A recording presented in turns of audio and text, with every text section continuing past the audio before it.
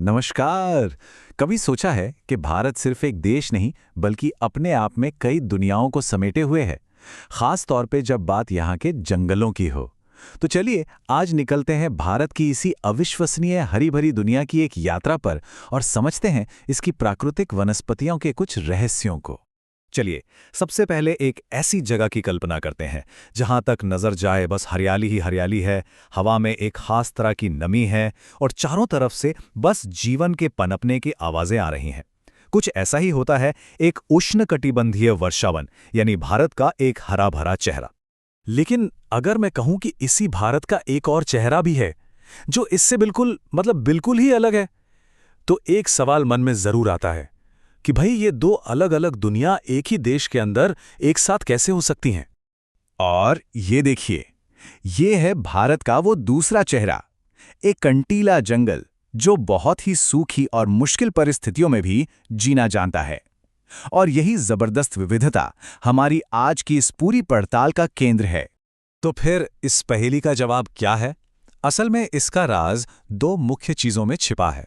एक तो जलवायु और दूसरा भूभाग। आप कह सकते हैं कि यही वो दो कलाकार हैं जो भारत की वनस्पतियों के इस विशाल कैनवस पर अलग-अलग रंग भरते हैं।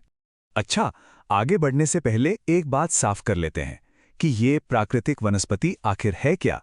सीधी भाषा में ये पौधों का वो समुदाय है जो बिना किसी इंसानी मदद के अपने आप कुदरती तौर पर उगता और फलता फूलता है।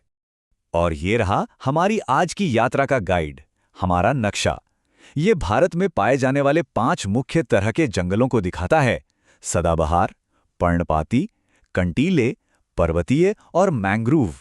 तो चलिए एक एक करके इनकी दुनिया में चलते हैं। हमारी यात्रा शुरू होती है देश के उन हिस्सों से जहां सबसे ज्यादा नमी है। ये घर है उन सदाबहार जंगलों का जो, जैसा कि नाम से ही जाहिर है, साल भर हरे भरे रहते हैं। इन जंगलों को सदाबहार कहने की एक बहुत ही खास वजह है।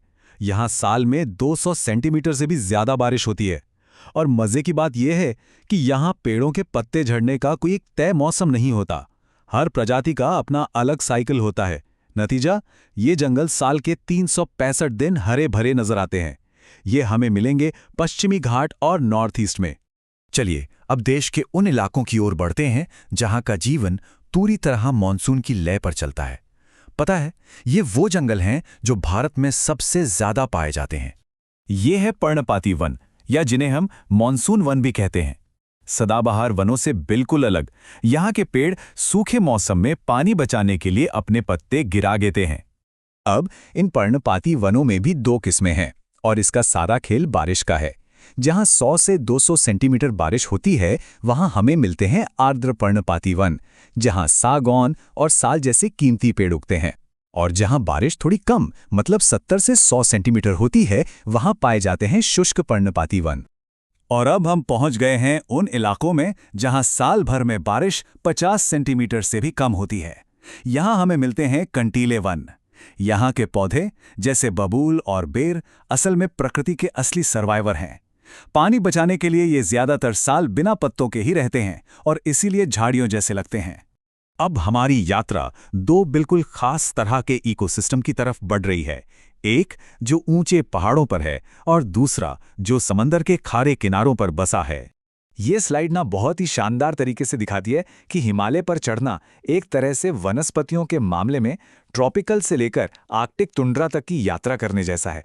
जैसे जैसे हम ऊंचाई पर जाते हैं, पर्णपाती वनों की जगह शीतोष्ण वन ले लेते हैं, फिर आते हैं अल्पाइन घास के मैदान और सबसे ऊपर सिर्फ मॉस और लाइकेन वाली टुंड्रा वनस्पति ही बचती है।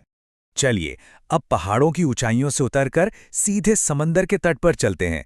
यहां मिलते हैं मैंग्रोव वन, जो खारे और मीठे पानी के मिलन वाली मुश्किल जगह पर भी खूब फलते फूलते हैं।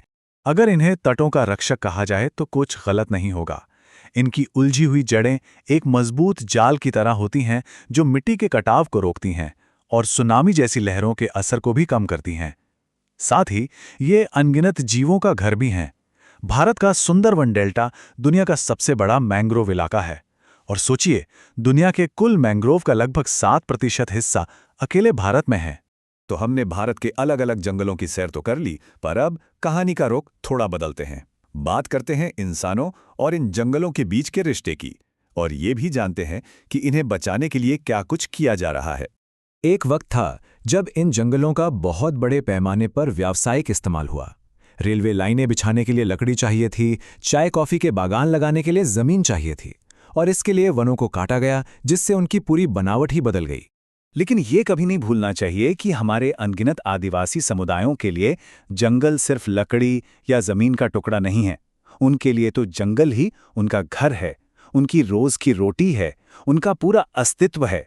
उनका जीवन इन जंगलों से गहराई से जुड़ा हुआ है।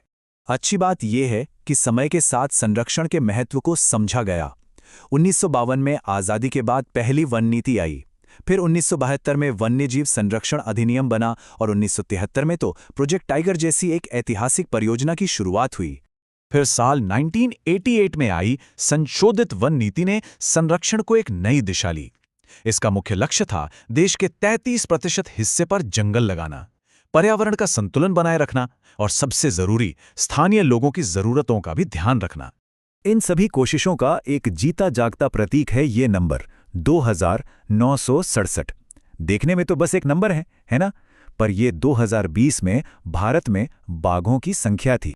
और ये आंकड़ा इतना खास इसलिए है क्योंकि ये पूरी दुनिया के बाघों की आबादी का 70% है। ये दिखाता है कि भारत की संरक्षण की कोशिशें कितनी सफल रही हैं, सिर्फ भारत के लिए ही नहीं बल्कि पूरी दुनिया के लिए। तो हमारी ये यात्रा यहाँ खत्म होती है, लेकिन कहानी नहीं। एक सवाल अब भी हमारे सामने है कि हम सब मिलकर ऐसा क्या करें कि भारत की अनमोल हरी विरासत आने वाली पीढ़ियों के लिए भी ऐसे ही फलती फूलती रहे। इसका जवाब शायद हम सभी को मिलकर ही ढूंढना होगा।